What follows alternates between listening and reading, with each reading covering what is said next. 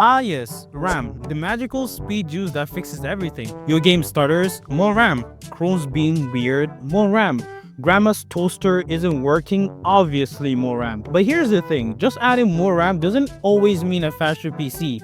And if you're stuffing 64 gigs into your build just in case, well, we need to talk. So today, let's laugh and maybe cry a little at the completely wrong PC facts people still believe in 2025, somehow. Let's begin with one that physically hurts my soul. I swear, if RGB really boosted performance, I'd be running triple 4090s off my glowing keyboard right now. Here's the deal, RGB adds exactly 0 frames. Unless your GPU is powered by good vibes and light shows, this is just aesthetic. Will it make your rig cooler? Yeah. Will it actually make it run cooler?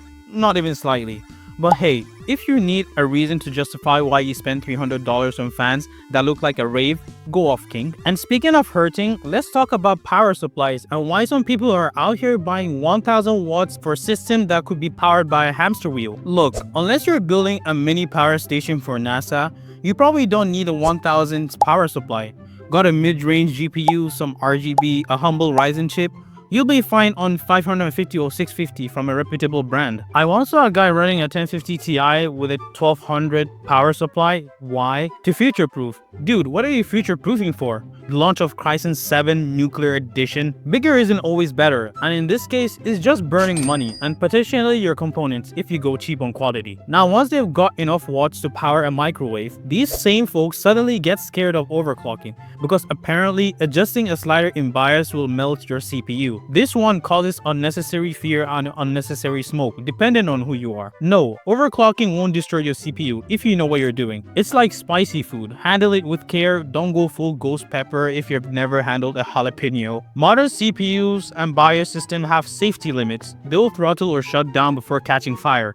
Unless you're pushing 1.6 volt on an air cooling like a madman, your CPU isn't going to spontaneously combust. Just use common sense. And maybe don't try to overclock your stock Intel cooler to the moon. It's not built for that. Neither is your dignity. But okay, let's say you play it safe, no overclocking, just pure raw spec. Then you get hit with this one. More cores means more performance. Yeah, about that, let me be blunt. Your game doesn't care that you have 16 cores if it only uses 4 of them. Sure, more cores help with multitasking, screaming, editing, 3D rendering, curing diseases, whatever. But if your main goal is gaming, focus on clock speed and single-threaded performance. Otherwise, you're flexing threads no one's asking for. It's like bringing a team of 20 people to change a light bulb. Great effort, very impressive, still doesn't make it faster. While we're on the topic of tech overconfidence, here's another dangerous gem. You don't need antivirus anymore. Oh boy.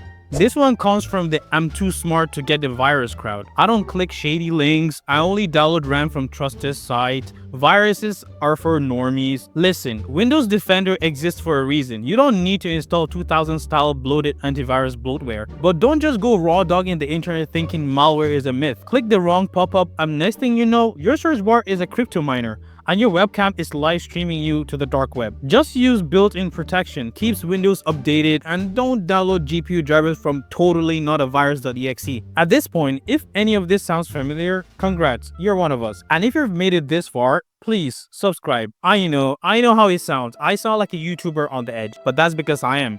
The algorithm is watching, and I need you to smash that button like it's your backplate and you're missing just a few screws. You'll get more content like this, and I'll sleep better at night.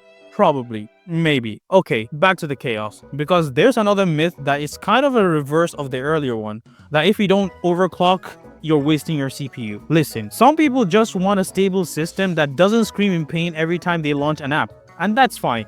You don't need to overclock. Most modern CPUs are already boosting themselves automatically. Trying to manually squeeze an extra 100 MHz out of it sometimes gives you 2% more performance in theory and 100% more fan noise. Let your CPU live in peace. It's not training for the Olympics. And if overclocking stress wasn't enough, there's the classic builder ego. I don't need a manual. I watched a Linus video in 2018. First of all, thank you for watching this YouTube video. But second of all, read the manual. Especially when it comes to plugging in those tiny little front panel headers. You know the ones, the little pins that are the size of an atom and labeled like ancient ruins. You can watch 50 PC building videos and still end up jamming the power switch into the hard drive LED slot. Been there, done that, bought the anxiety. And finally, after all that effort, you press the power button. it boots up and you start cheering. Look, I know the joy of that first post screen. It's like seeing your child take its first step. But just because your PC turns on doesn't mean it's right. You could be running 1 stick of RAM, you could have your GPU in the wrong slot, you might even be using SATA instead of NVMe like it's 2013. Check your BIOS, check your temps, run benchmark. If something feels up, it probably is. Don't get lazy now. This is the final boss fight. Finish strong. And while we're crushing dreams, let's clear up another big one that's been floating around since the dawn of DDR3. Let's talk RAM. Because somewhere out there, someone is stuffing 64 gigs of RAM into a system that only ever opens Google Chrome and Spotify.